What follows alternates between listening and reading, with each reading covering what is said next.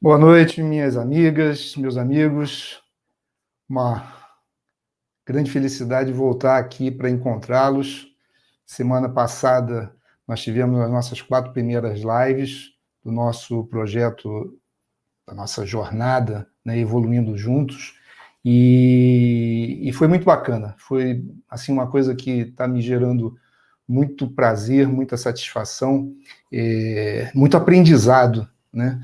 Existe sempre um benefício para a gente preparar, né, uma live, uma palestra ou alguma coisa assim. Talvez sejamos nós os mais recompensados, porque a gente concatena as ideias, porque a gente dá uma pesquisada, porque a gente pensa, entende qual é o valor que a gente quer passar para quem for nos assistir, e isso tudo vai sedimentando, né, coisas na gente. Então, tenho muita gratidão por isso, obrigado a vocês por estarem aqui comigo. Nosso objetivo, eu sou bem Fábio Vilaça, para quem não me conhecer, sou médico, já declaradamente apaixonado por desenvolvimento pessoal, uma busca que fiz na nossa primeira live, comentei sobre isso, uma busca pessoal minha de me melhorar como pessoa, como profissional, como pai, como marido, e que continua, naturalmente continua, muito, muito, muito, esse é o caminho de todos nós, né? Temos sempre alguns passos para serem dados, e é isso que a gente quer, e é isso que a gente está fazendo aqui, a nossa proposta é essa. O objetivo, então, central é focar em relacionamentos. Na realidade, relacionamentos de uma maneira ampla, porque todas as interações que existem da gente enquanto seres humanos são através de relacionamentos, seja no nível pessoal, familiar, social, profissional, relacionamento conosco mesmo, enfim. E através de relacionamentos sadios, de relacionamentos potencializadores, todas as coisas começam a render mais, começam a fluir melhor, e esse é o grande objetivo dessas 2 semanas que a gente vai estar começando essa segunda semana agora. Nas 4 primeiras lives, a gente viu interações do corpo e da mente, a questão dos 3 cérebros, né, o cérebro reptiliano, o sistema límbico, o neocórtex, as influências dessa ação de neurotransmissores, enfim, de todo o sistema nervoso, de mente, de corpo, influenciando hábitos, autossabotagem, vimos perfis comportamentais, isso tudo para nos dar base de buscarmos melhorar nossos relacionamentos e daí para frente. Hoje, nós vamos, assim, abordar um tipo de relacionamento em especial. E eu queria justificar isso para vocês.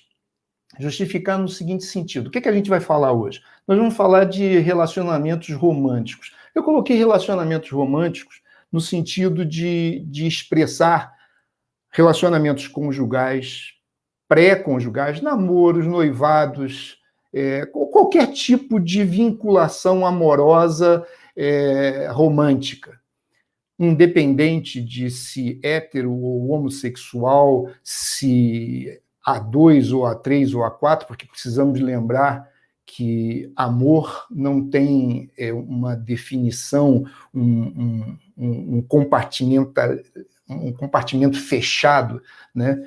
A cada dia a gente aprende mais isso. Eu sou de uma época em que eu vi acontecer muita coisa e vejo com bons olhos, porque tudo aquilo que agrilhoa, tudo aquilo que é falso, não é conveniente. Então, a coisa das relações aceitas hoje, né, homossexuais, e é muito importante para que as pessoas possam ser aquilo que elas são, do jeito que elas se sentem mais felizes, do jeito que elas podem se expandir e fazer brilhar a sua luz. Mas então todos esses relacionamentos, vão ser englobados no que a gente vai estar conversando hoje, mas por um motivo único e exclusivamente que eu queria falar para vocês agora, que é o quê? Quando um homem e uma mulher, dois homens, duas mulheres, enfim, se interessam, se atraem, se amam, se apaixonam e resolvem ficar juntos, isso é uma possibilidade, não é uma certeza, mas é uma possibilidade de, a partir daquele interesse, daquele namoro, daquele noivado, casamento, etc. e tal, surgir um núcleo familiar. E esse núcleo familiar vai ser fundamental não só para a questão da procriação da espécie, e isso é o de menos, inclusive porque casais homossexuais, em princípio, podem ter filhos ou por adoção ou por inseminação artificial, mas o que importa é isso, aquele núcleo familiar, não só no sentido biológico de homem e mulher, mas de berço sócio-psico-espiritual de novos seres.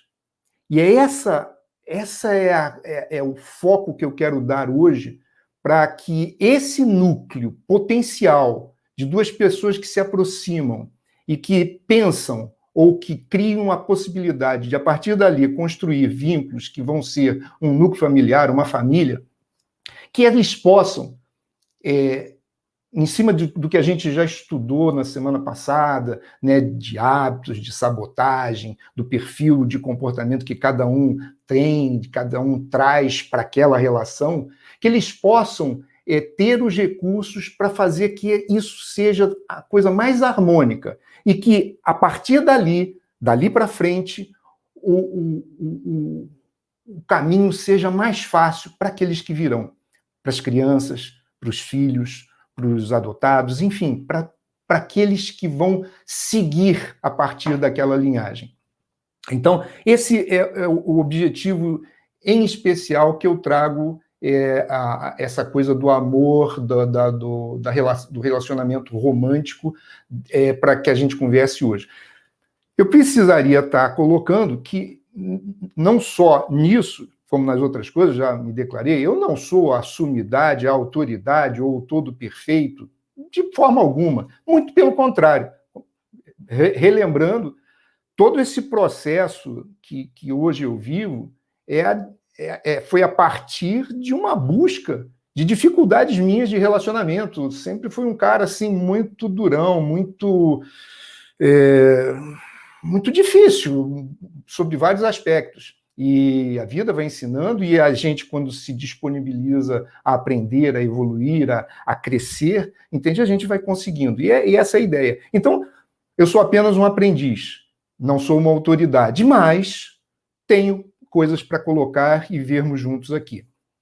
Então, na medida que, conforme eu falei, a gente tenha esse núcleo familiar potencialmente ali acontecendo e evoluindo, o que a gente pode fazer, lembrando que são relacionamentos e que caem como qualquer outro relacionamento, tudo aquilo que a gente já viu, mas que tem algumas especificidades, porque, vejam bem, se vocês pararem e pensarem, eu acredito que vão concordar comigo, a família é como se fosse um laboratório, né? É como se fosse um momento onde pessoas, cada um com a sua forma de ser, cada um com o seu comportamento, cada um com o seu perfil comportamental, com os seus hábitos, com as coisas que trazem das suas famílias, né, vão se juntar para fazer esse novo vínculo e, a partir dali, estarem juntos, conviverem. Nós sabemos, nos relacionamentos não familiares, o quanto é difícil, por vezes, entende, a gente manter contato e relacionamento com pessoas que às vezes a gente vê só no trabalho, ou às vezes no trabalho vê de vez em quando, porque é de um outro setor e tudo mais. Então, quando a gente está num mesmo ambiente, debaixo de um mesmo teto, convivendo, muitas coisas nos são colocadas à prova. E a gente precisa estar, na medida do possível, preparado para lidar com essas coisas, para não desandar. Então, mas existe, assim, como que um manual para a gente ter o manual da felicidade conjugal, um passo a passo? Não, não tem.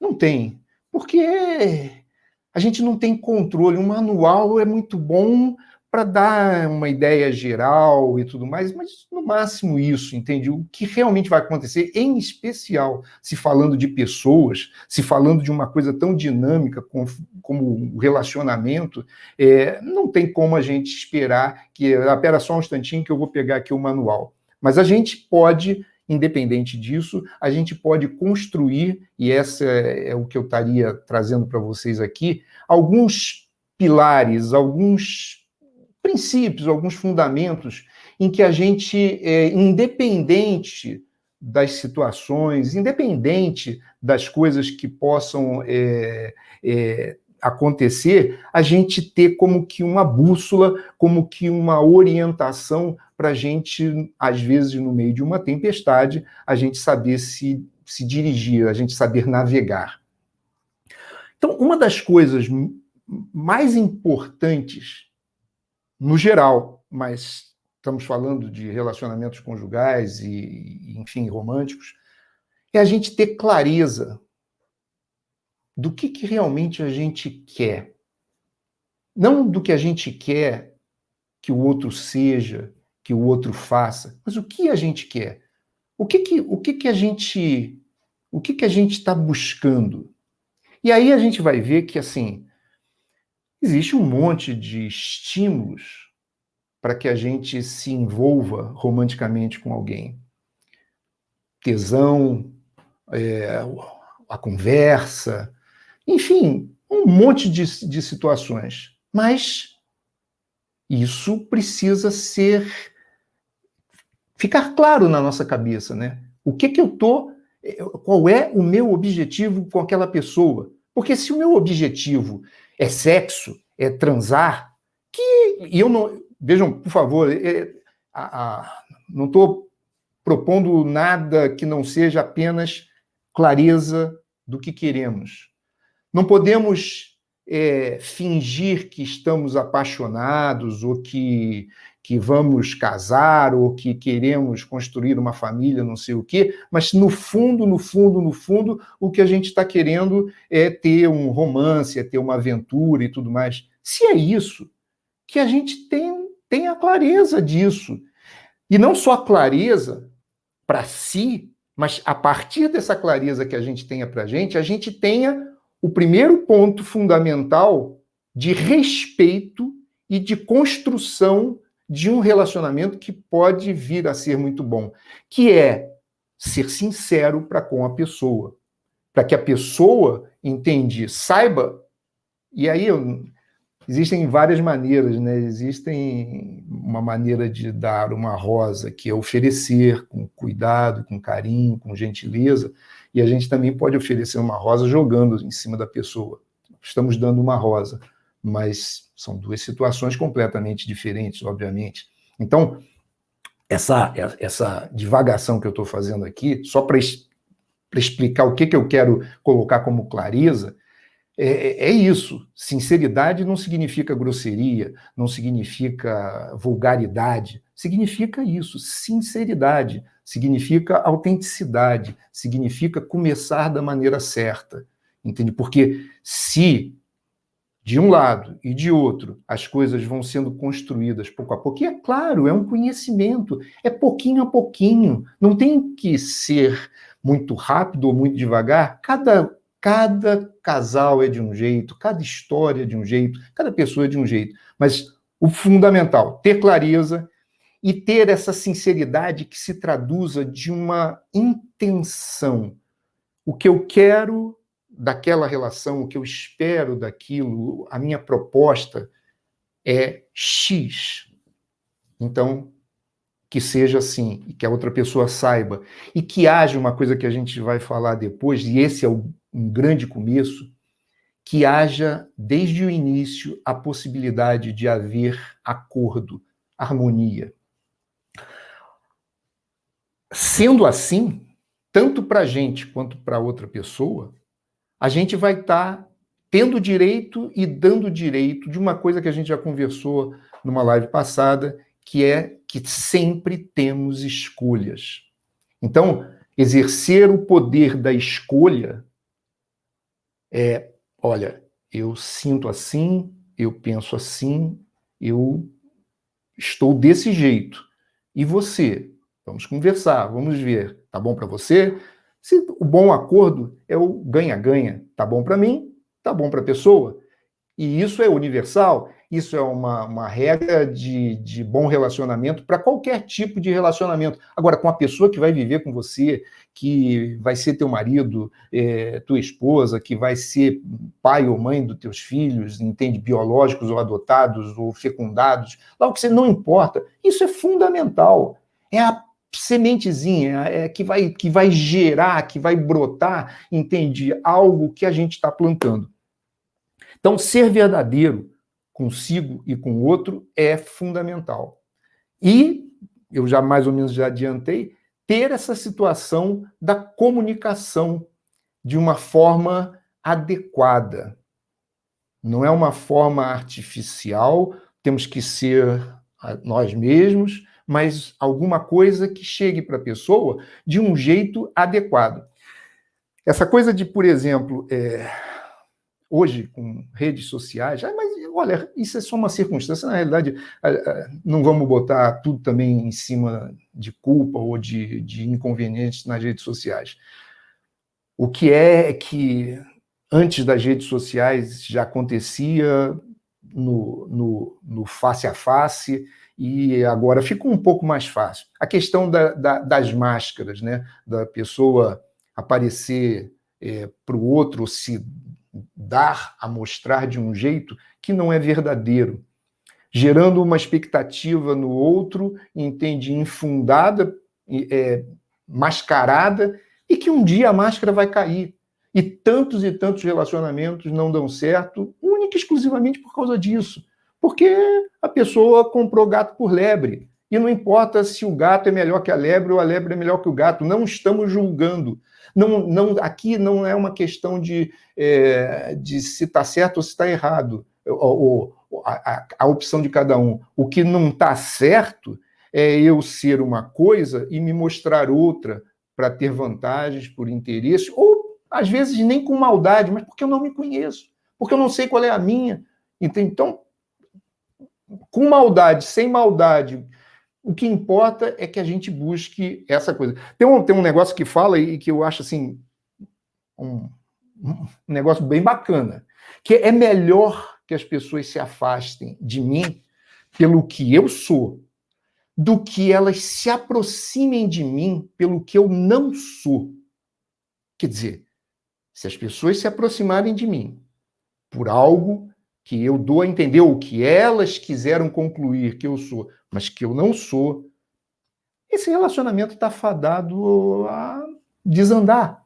Porque uma hora ou outra, a mentira ou a farsa vai surgir, vai aparecer, e aí nada flui. E quando eu falo é melhor que se afastem de mim, também não é uma questão, não é afastar com briga e tudo mais, porque existem níveis de relacionamento. A gente não tem que ser íntimo ou sentir afinidade com cada ser humano, pelo menos não na fase evolutiva que a gente está.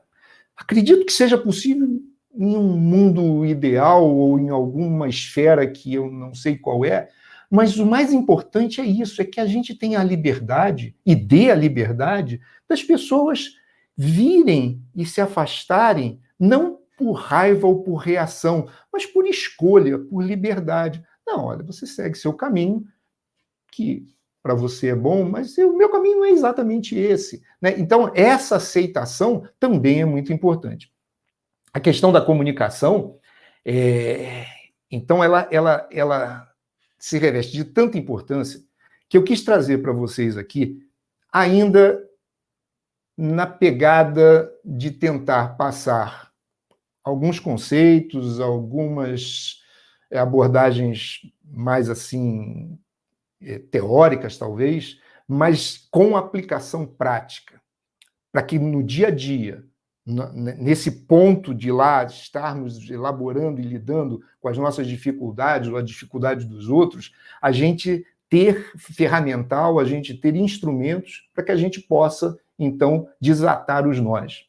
Então, eu queria trazer para vocês aqui, acredito que, bom, com certeza, muitos já conhecem, já leram, é um livro que, nossa, já tem bastante sucesso, mas que se adapta bem para que a gente entenda que, às vezes, mesmo com isso tudo, e seguindo aquela lógica dos comportamentos, da forma de ser de cada um, mas muito voltada para um relacionamento romântico. Bom, o livro é As 5 Linguagens do Amor. O autor é Gary Chapman. Ele tem uma frase que é muito significativa, que eu queria sugerir, pedir para vocês refletirem nela. Ele diz: o amor não depende exclusivamente das emoções. O amor é o que você faz e diz, não apenas o que você sente. Ou seja, o amor, nesse sentido, nós estamos falando não do amor universal, ou de um amor crístico, ou qualquer coisa, estou falando do amor romântico. Ele é mais do que só emoção, do que tesão, do que paixão, ele é também isso. Mas nós somos muito mais do que só emoções. Nós somos muito mais do que o nosso cérebro reptiliano. Então, o que nós fazemos, o que nós dissemos, como nós fazemos, como nós dizemos, associado com a emoção, é que vai dar resultante mais adequada ou menos adequada, aquela que seja geradora de maior felicidade ou não geradora de muita infelicidade, infelizmente. Então, esse livro, como já está no título, são as 5 linguagens do amor. O autor ele é um conselheiro matrimonial, de relacionamentos matrimoniais. Na realidade, ele é um pastor evangélico nos Estados Unidos, mas a conotação dele não é estritamente religiosa, é mais mesmo de conselheiro e de estudioso de relacionamentos matrimoniais, para ajudar exatamente a criar essa harmonia entre as pessoas que querem ficar juntas através do casamento. Então, ele, parece que em 40 anos de exercício lá, ele foi percebendo que as pessoas tinham como que 5 linguagens, por isso o nome do livro, de dar amor, de oferecer o seu amor para o companheiro ou para a companheira, e essa mesma linguagem em que ele falava, ele esperava receber. E aí vamos fazer uma analogia com idiomas. Imagina, eu falo português, vou viajar. Imagina, eu sou casado há 30 anos, tá? Mas é só uma hipótese. E eu não sou casado, falo português, não falo russo, mas fui à Rússia por algum motivo e conheci uma moça na Rússia e nos apaixonamos e vamos casar. Vai ficar complicado, né? Aí os mais melosos vão dizer, mas o amor ele tem maneiras de... E é verdade, isso é verdade sim, mas é incompleto. Mesmo no sentido, carinho, não vou dar beijinho, vou fazer carinho e ela vai entender que eu amo ela e vice-versa. Essa conotação meia, né, de filme, ela não é real. O próprio livro coloca. As pessoas são diferentes, elas têm formas de expressar o amor diferentes, E a forma com que ela expressa o amor dela é a forma que ela entende que o outro deve expressar para ela se sentir amada, ela tem que receber o amor do jeito que ela dá. É assim que é, e não é uma questão de ser certo ou errado, é porque é assim que é. Se eu falo português e a pessoa não entende português, eu não sei a língua dela, eu vou falar em português, e o meu desejo e a melhor coisa para mim é que ela consiga, pelo menos minimamente, arrastar alguma coisa de português para eu entender, porque senão eu não vou entender, pelo menos não vou entender completamente o que ela precisa me dizer ou o que eu estou querendo saber. E esse é o ponto. Então, nós precisamos arrumar um jeito de fazer uma tradução, de fazer como que um curso, que talvez não seja muito rápido, onde a gente não vai ser nativo daquela língua. Eu estou fazendo analogia entre idiomas, né? Nós não vamos falar russo, no exemplo que eu dei, como alguém que nasceu na Rússia. Mas eu vou falar errado, talvez, ou muito provavelmente, mas eu vou balbuciar algumas palavras em russo, eu vou procurar aprender, eu vou ficar atento, eu vou ficar muito focado, eu vou buscar. Aquilo que eu estava falando lá de ter uma intenção obstinada, se eu realmente quero um relacionamento assim, muito bom, eu tenho que ter essa disponibilidade de ter essa intenção focada de buscar aprender alguma coisa para me comunicar melhor. E a outra pessoa, não porque eu estou fazendo, mas se assim for, se for do desejo dos dois, e ela percebendo isso também, ela também vai procurar entender como é que eu entendo, e ela vai procurar entender algumas palavras em português, e assim vai. Bom, enfim, como são então essas formas de expressão de amor que as pessoas têm? São 5 grandes grupos. O primeiro grupo são as pessoas que expressam e querem receber, pelo menos, o amor através do que ele chamou de palavras de afirmação. O que são palavras de afirmação? São elogios, são comentários. Nossa, eu te amo muito. Nossa, você está linda hoje, que maravilha. Nossa, você é uma mulher perfeita, ou você é um homem da minha vida. É alguma coisa, é uma mensagem de afirmação. E ele ou ela vai responder da mesma maneira. Se você tiver um casal que os dois têm como sua forma de expressão, linguagem do amor, palavras de afirmação, vai ser um diálogo eterno, uma rasgação de seda danada. E tá tudo bem, que bom. Mas não é assim que funciona. Não tem nenhuma regra, nenhuma lei que faça todas as outras coisas que nos aproximam, né, para construirmos uma relação amorosa, romântica, de que a gente primeiro, não, eu quero saber qual é a sua forma de linguagem do amor para ver se vai dar certo ou não. Porque igual, inclusive, a questão quando a gente falou de perfil comportamental, não tem certo e não tem errado. Não é executor, não é comunicador, isso é o que a gente viu na última live, que está melhor ou está pior. O que realmente acontece é possível, muito possível, que as pessoas consigam se harmonizar através ou a despeito das suas diferenças. Esse é o desafio, essa é a proposta. Mais do que tudo isso, essa é a necessidade. Essa é a necessidade que nós temos para construir um mundo melhor. Pelo menos é a visão que eu tenho. A segunda forma de linguagem do amor é a questão do tempo de qualidade. A pessoa que valoriza esse tipo de linguagem, ela pretende que o marido, a esposa, enfim, o companheiro, a companheira, dê atenção, fique junto, esteja sempre junto, entende? Não ali atento, oferecendo uma atenção plena ao relacionamento. Isso é passar tempo, mas não é passar tempo daquele jeito ali. Estou aqui jantando, não sei o quê, mas ela está vendo televisão, eu estou no celular. Não, isso não tem qualidade. Isso não diz nada. Isso são duas pessoas enclausuradas em si mesmas e entendem que não estão conectadas. Então, as pessoas que têm a linguagem do amor, do tempo, da qualidade, elas precisam dessa interação ali, não precisam fazer nada.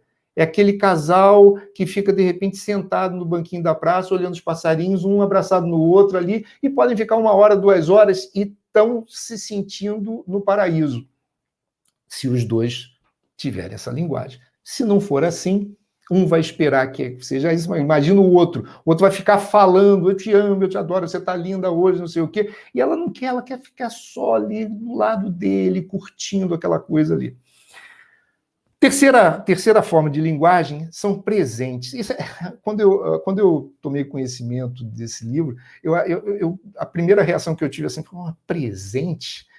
Ou interesseiro, mas não é, mas é porque não e é verdade, assim, não está ligado ao valor, se é caro, se é barato, e não é que não seja bom ganhar presente ou dar presente, e às vezes um presentão tá legal, mas não, essas pessoas, todo mundo gosta de ganhar presente, mas eu estou falando da questão de expressar amor, a forma de manifestação do amor da pessoa para o outro e do que ela espera do outro.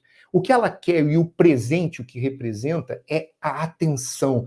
A pessoa traz um presente que não é nem muito caro, mas lembrou de trazer uma rosa. Aí o que a pessoa deduz é, nossa, ele estava longe, mas ele se preocupou comigo, ele ou ela, sabe, me tinha na cabeça, me considera, está junto comigo apesar da distância e quis me trazer uma lembrança. É nesse sentido. A outra linguagem são atos de serviço. Pessoas que expressam seu amor romântico ao companheiro, à companheira, se disponibilizando espontaneamente, sem que o outro peça, para resolver coisas, para fazer coisas. Porque o carro da esposa está dando um defeito, ela comentou, e no dia seguinte o marido arruma um tempo, sai do trabalho, entende, para vir pegar o carro dela e levar na oficina, para que. E ele faz aquilo porque é a forma dele expressar consideração. Então ele cuida. Não, olha, meu amor, eu vou lavar a louça hoje, fica aí, descansa um pouco. Ele quer prestar um serviço, ou ela, entende? E é assim que é essa quarta forma da linguagem do amor.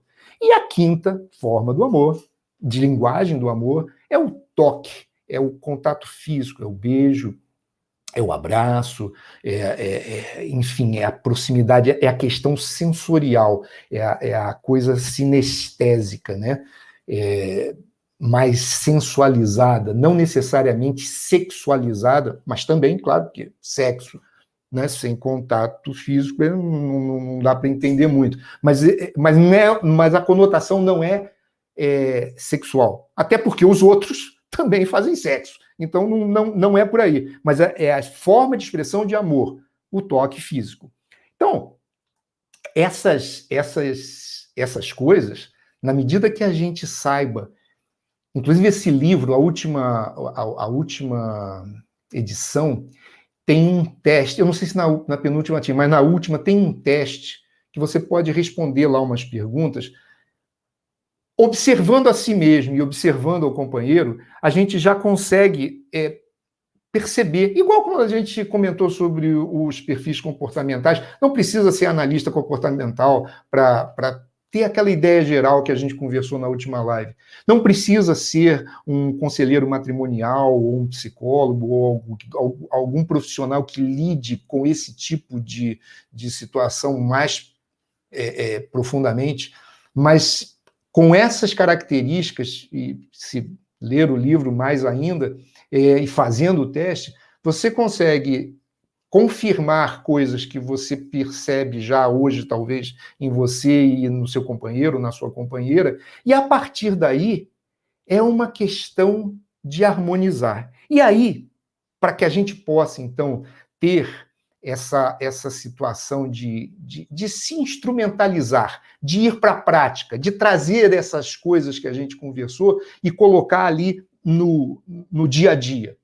Então, por exemplo, essa coisa de eu sou de um jeito, eu falo português, minha esposa fala russo, como é que a gente vai se entender? O Jerônimo Temel, que é um mentor que eu tenho de coaching, eu, pelo menos esse exemplo, e eu gosto de valorizar a fonte, sempre que eu sei a fonte, eu não sei se foi ele que criou, mas eu ouvi dele, então fica o crédito para ele. Mas ele tem um exemplo muito legal para falar sobre essa harmonização. Ele conta que jogava com a esposa muito frescobol na praia. E aí ele explica e faz essa analogia. O frescobol, aquela raquete que a gente joga na praia, o jogo, a forma do jogo transcorrer é manter a bola no ar, é não deixar a bola cair. Então, o objetivo não é você igual ao tênis, onde você dá uma puta raquetada, entende? Para mandar a bola lá no cantinho da quadra para o outro não conseguir pegar. No tênis é assim, é uma competição. Você tem que vencer e o outro, para você vencer, o outro tem que perder. Então, as suas atitudes, as suas intenções são de destruir o outro. Tudo bem, nada contra isso, é o esporte, é competição, mas eu estou trazendo essa analogia do Jerônimo para a gente entender a questão do relacionamento. Isso também vale, obviamente, para qualquer outro tipo de relação, mas com muita ênfase para a relação conjugal, romântica. Então, se a gente tratar o nosso relacionamento conjugal como se a gente estivesse jogando frescobol, na hora que a gente pegou de um jeito e a bola foi um pouco mais longe, mas o companheiro conseguiu rebater, ou a companheira conseguiu rebater para a gente não vai pegar e não vai mandar lá do outro lado, porque ele não vai conseguir, e aí vai cair.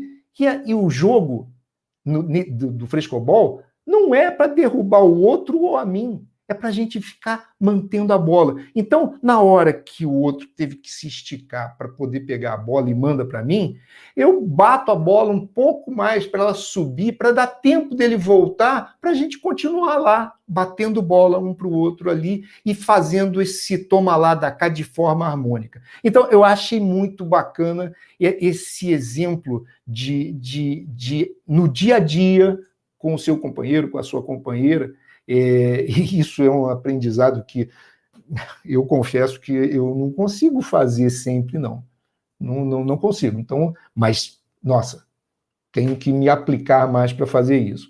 Uma outra coisa muito importante no dia a dia, e veja, essas coisas, essas dicas, vamos dizer assim, atitudes facilitadoras que eu estou comentando com vocês aqui, se você pegar uma e começar a dar atenção àquela, não precisa ter o tal do manual. Ah, deixa eu ver, vou fazer esse, vou fazer aquele. Não, a vida, John Lennon já falava isso, né? A vida é o que está acontecendo enquanto a gente está planejando. Se você ficar planejando muito o que você vai fazer, a vida está passando.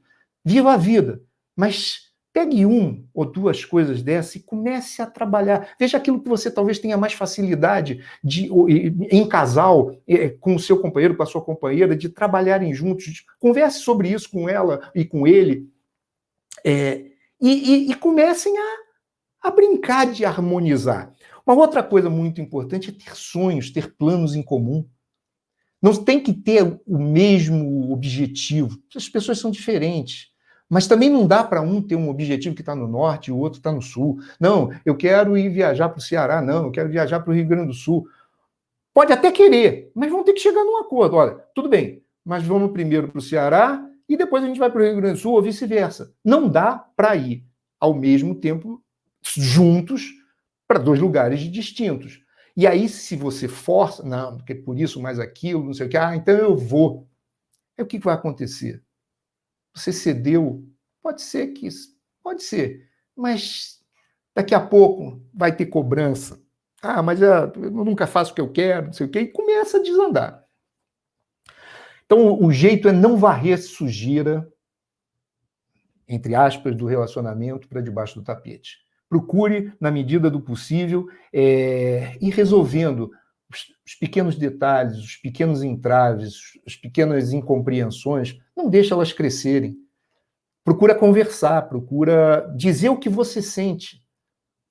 Procura não botar a culpa no outro, com aquela coisa da intenção obstinada. Eu tenho que ter uma intenção verdadeira e obstinada de que o relacionamento dê certo, que o casamento dê certo. Isso não significa que vai dar certo. Isso não significa que o outro tem que ficar de braço cruzado sem fazer nada, mas é problema do outro. O outro é que tem que se mobilizar e querer também. Eu não posso obrigar o outro. Falar é fácil. Eu falo isso, mas confesso, na hora do vamos ver como é que fica, não é assim que sai. Normal. Mas já está melhor do que já foi. E se Deus quiser, vai estar melhor daqui a um tempo mais do que está hoje. E essa é a evolução.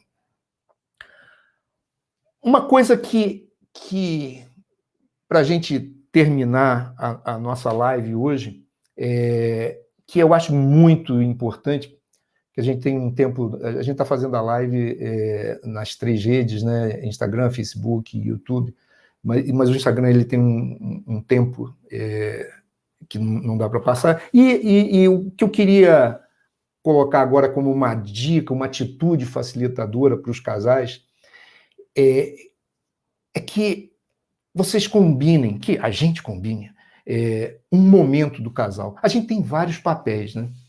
Um casal que tem filhos, ou que já tenha netos, ou qualquer coisa que vale, a gente tem o nosso papel profissional, seja lá o que a gente faz na vida, a gente tem o papel de pai, de avô, a gente tem o papel de marido, a gente tem o papel de filho, de irmão. São vários papéis. Mas no que diga respeito somos a mesma pessoa, mas com as facetas e as interfaces de cada um desses relacionamentos. E no que diga respeito a esse relacionamento principal, nosso relacionamento romântico, com o nosso marido, com a nossa esposa, com o nosso companheiro, com a nossa companheira, nós precisamos ser exatamente isso. Marido, esposa, companheiro, companheira. Nós não podemos nos descaracterizar, nós não podemos ser o pai dos filhos ou a mãe dos filhos. Nós somos. Para os filhos, nós somos pais e mães. Mas para a nossa esposa, para o nosso marido, para o nosso companheiro, para a nossa companheira, nós somos isso. E precisamos continuar a ser. Não estou falando que o mesmo fogo, a mesma paixão de quando a gente tinha 25 anos, 30 anos. Não é isso.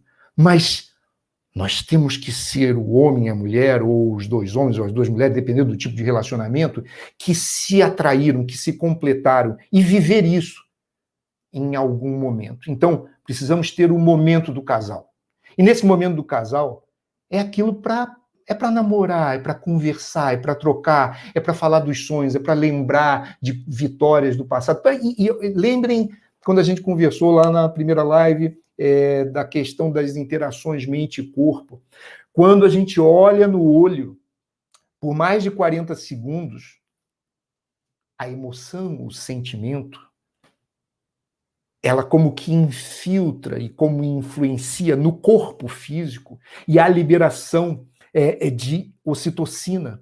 E ocitocina, ela é um hormônio que gera conexão, que gera união.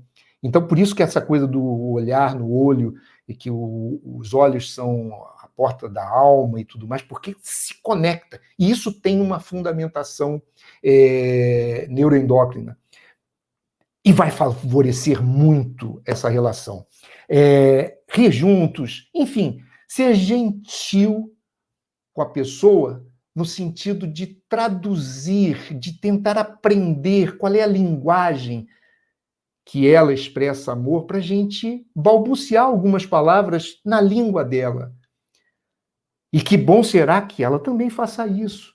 Existe um gatilho mental da reciprocidade. Quando você dá, a tendência é que o outro também dê. Quando você dá amor, a tendência é que você receba amor.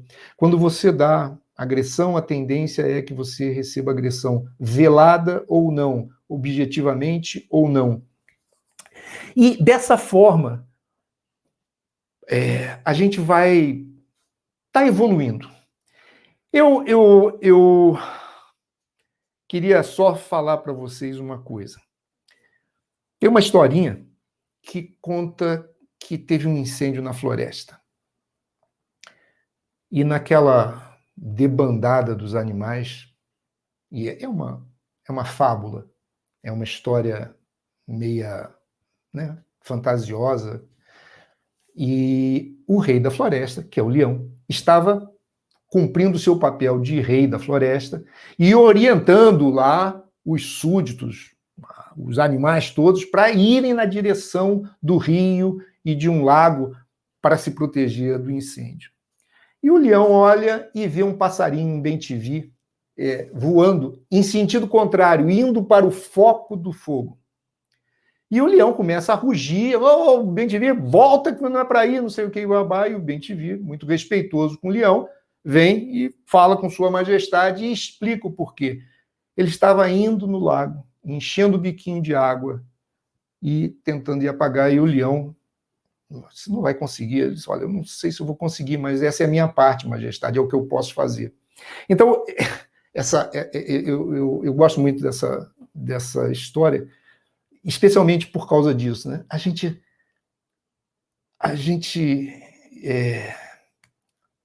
vê coisas, a gente presencia coisas, a gente vive coisas que não são muito diferentes de um incêndio. E, frequentemente, a gente não tem muito o que fazer. Hoje em dia mesmo, nesse último ano, por causa da pandemia, eu, como médico, estava conversando com o meu grupo de colegas de turma, a gente mantém contato até hoje, e tem horas que a gente fica assim, impotente, se sente impotente para resolver as coisas do jeito como elas estão. Mas, graças a Deus, as coisas estão se resolvendo. Mas o que importa é, pelo menos um pouquinho de água no bico, cada um pode levar. Se é o seu melhor. Então, esses incêndios de relacionamentos que são desastrosos, que não são satisfatórios, pelo menos, ou que podem ser muito mais, e ao serem muito mais, vão fazer com que nós possamos ser muito mais, que fica aqui o meu pedido para que vocês considerem. Não pensem que não podem fazer, que não podem fazer alguma coisa. Nem que seja um pouquinho de água no bico, vai lá, pega a aguinha, joga no incêndio. Um grande abraço, uma ótima noite, fiquem em paz, fiquem com Deus.